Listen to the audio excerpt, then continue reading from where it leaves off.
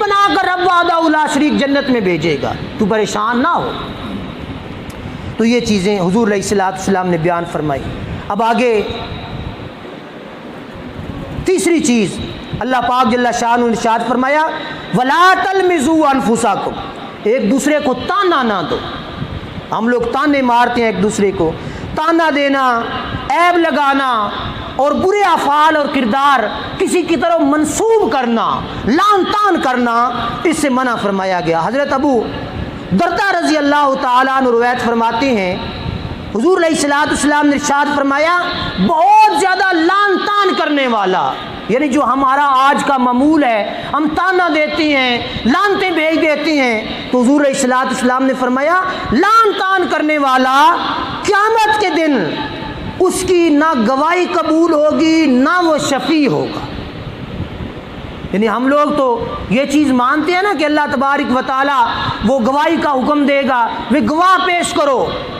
اس کے اعضائے جسمانی اس کے حق میں یا اس کے خلاف بولیں گے، لیکن یہ انسان جو لعن طعن کرنے والا ہوگا اس کی زبان پر بھی اعتبار نہیں ہوگا، جو ہر وقت ٹھٹا مزاق کرتا ہے، لعن طعن کرتا رہتا ہے۔ فرمایا کہ کل قیامت کے دن اس کی گواہی بھی اللہ کی بارگاہ میں، حالانکہ اللہ عالم الغیب ہے۔ آج بھی معاشرے کے طور پر ہم لوگ دیکھیں جو ہر وقت اپنی بات کو بڑھاتا رہتا ہے، ہر وقت مزاح کی حالت میں رہتا ہے، کبھی وہ سیریس بات بھی کرے تو ہم سمجھتے ہیں کہ یہ سیریس نہیں کر رہا، بس انجے مارد ہے۔ یہ ہوتی ہے نا ہمارے معاشرے کے اندر، حالانکہ اللہ عالم الغیب ہے، لیکن قیامت کے دن وہ مزاح بھی نہیں کر رہا ہوگا، لیکن اللہ پھر بھی فرمائے گا کہ دنیا میں تو ایسا کرتا رہا، آج نہ تیری سفارش قبول ہوگی نہ تیری گواہی قبول ہوگی۔ اور پھر وَلَا تَنَابَزُوا بِالْأَلْقَابِ، فرمایا کہ ایک دوسرے کو برے نام سے نہ پکارو۔ حضرت عبداللہ بن عباس رضی اللہ تعالیٰ عنہ فرماتے ہیں کہ ایک دوسرے کے برے نام رکھنے سے مراد یہ ہے کہ کسی آدمی کی برائی کرنا۔ اور پھر اب ہمارا ایک چیز یہ یہاں بھی آ گئی، حضرت عبداللہ بن عباس رضی اللہ تعالیٰ عنہ فرماتے ہیں کہ برے نام رکھنے سے مراد یہ ہے اگر کسی آدمی نے برائی سے توبہ کر لی تو اسے توبہ کے بعد بھی برائی کی آر دلائی جاتی ہے۔ یعنی کوئی انسان ہے وہ غلطیاں کرتا رہا، برائیاں کرتا رہا، اب مثال کے طور پہ کوئی بندہ نماز نہیں پڑھتا تھا، بے نمازی تھا، وہ 60 سال یا 50 سال یا 40 سال اس نے نمازیں نہیں پڑھی، پھر ایک وقت آ گیا اللہ نے اس کو ہدایت دی، اس نے توبہ کی، وہ نماز کی طرف آ گیا، نماز مسجد میں آ کے نماز پڑھتا ہے، اچھے اعمال کرتا ہے، برے اعمال کو اس نے چھوڑ دیا، تو پھر بھی میں اور آپ جب کبھی ہمارا میٹر پھرے گا تو ہم کہیں گے لے جمعہ تے جمعہ 8 دن ہوئے نے مسیتی آئے تے چودھری بن بیٹھے ہیں تو مسیتی دا۔ یہ بات ہوتی ہے کہ نہیں ہوتی؟ یا باہر معاشرے کے اندر بھی کوئی ایسی بات ہو تو ہم اس کو وہ پرانی برائیوں کا، حالانکہ رب اس کو معاف کر چکا ہے،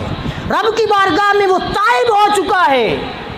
رب نے اس کی برائیوں پہ پانی پھیر دیا ہوا ہے، میری اور آپ کی کیا جرت ہے کہ ہم لوگ اس پرانی برائیوں کو پھر نکال کر اس کے سامنے رکھیں؟ تو فرمایا ایسا نہ کیا کرو، جب ایسا کرو گے تو کیا ہوگا؟ پھر تمہیں جہنم کی طرف دھکیلا جائے گا۔ اور پھر حضور صلی اللہ علیہ وآلہ وسلم نے ارشاد فرمایا جس شخص نے اپنے بھائی کو اس کے کسی گناہ پر شرمندہ کیا، یعنی کوئی گناہ کیا تھا، کوئی ہو سکتے ہیں گناہ ہمارے سے ہوتے رہے، گناہ اس نے کیا اور اس گناہ پر جب وہ توبہ کر چکا، شرمندہ کیا، وہ شخص اس وقت تک مرے گا نہیں جب تک وہ اس گناہ کا ارتکاب نہیں کرے۔ یعنی کسی سے غلطی ہو گئی، کوئی چوری ہو گئی، کوئی ڈاکہ ہو گیا، یا کوئی بھی اس طرح کا معاملہ گناہ کے زمرے میں جو آتا ہے وہ ہو گیا، تو ہم لوگ اس کو بار بار اسی گناہ کا تانا دیتے۔ اس نے چھوڑ دیا، اس کی اب زندگی، وہ جوان تھا، داڑھی اس کی سفید ہوگی، لیکن پھر بھی جب وہ ہماری مجلس میں بیٹھے گا اسی نہ کہیں گے وہ بڑا یادگار خجوانہ، کہتے ہیں کہ نہیں کہتے؟ اب وہ پتہ نہیں کتنا پارسا اور متقی اللہ کی بارگاہ میں کس منصب پر بیٹھ چکا ہے، لیکن ہم لوگ اس کو تان زنی کرنے سے نہیں رکتے۔ تو حضور علیہ الصلوۃ والسلام نے فرمایا جو ایسا کرے گا وہ خود بھی اس برائی کے اندر مبتلا ہو جائے، اس گناہ کے اندر مبتلا ہو جائے گا۔ اور پھر فرمایا کہ کسی انسان کو برے القاب سے نہ پکارو، برا نہ کہو، نام برے نہ پکارو۔ ہم ایک دوسرے کے برے نام پکارتے ہیں، کوئی خصلت ہوتی ہے، کوئی خرابی ہوتی ہے، اس کو ہم لوگ اس کی طرف منسوب کر کے اس کو کہتے ہیں یہ فلاں فلاں فلاں۔ تو اس چیز سے اسلام نے اور حضور علیہ الصلوۃ والسلام نے اور ہمارے دین نے ہمیں منع کیا ہے۔ اور آخر پہ گفتگو ختم کر رہا ہوں، اللہ پاک نے فرمایا کہ کتنا ہی برا نام ہے تمہارا، بیس الاسم الفسوق بعد الایمان، یعنی ایمان لانے کے بعد تمہیں کوئی فاسق کہے، ایمان لانے کے بعد تمہیں کوئی بندہ فاسق کہے۔ اب فاسق ہم لوگوں کو تو سمجھ نہیں نہ آتی، فاسق کتنا بڑا جو ہے وہ گالی ہے، یا فاسق کتنا بڑا عیب ہے،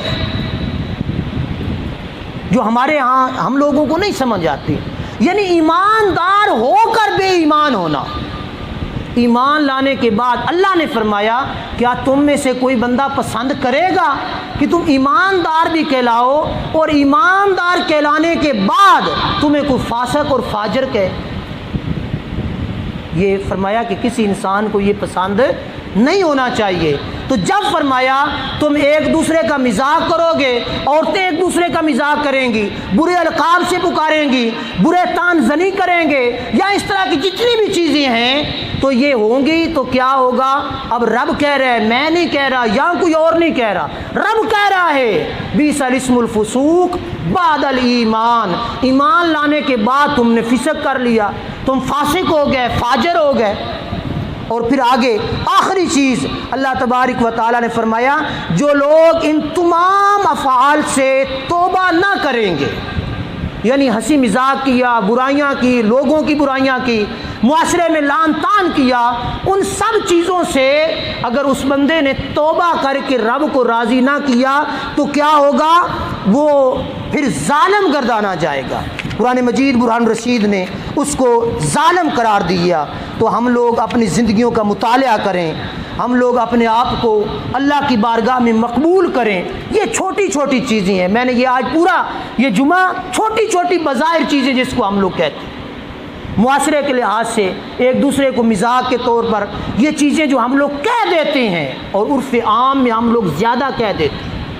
تو ان چیزوں سے اللہ پاک جل شانہ نے منع فرمایا اور فرمایا کہ آخر میں توبہ کرو تو رب غفور الرحیم ہے، تمہیں معاف کر دے گا، اور اگر توبہ نہیں کرو گے تو دنیا میں تو ظالم قرار دیے جاؤ گے، کل قیامت کے دن بھی تمہیں ظالم کہا جائے گا۔ تو اللہ تبارک و تعالیٰ میں صحیح معنوں میں اچھی زندگی بسر کرنے کی توفیق عطا فرمائے اور اپنی زندگی کو انقلابی کرے۔ یہ چھوٹی چھوٹی بظاہر چیزیں ان کو اپنی زندگی سے نکال پھینکیں، یہ اعمال کے رستے میں بہت بڑی رکاوٹ ہیں۔ اللہ پاک عمل کی توفیق عطا فرمائے۔ آمین۔ وآخر دعوانا الحمدللہ رب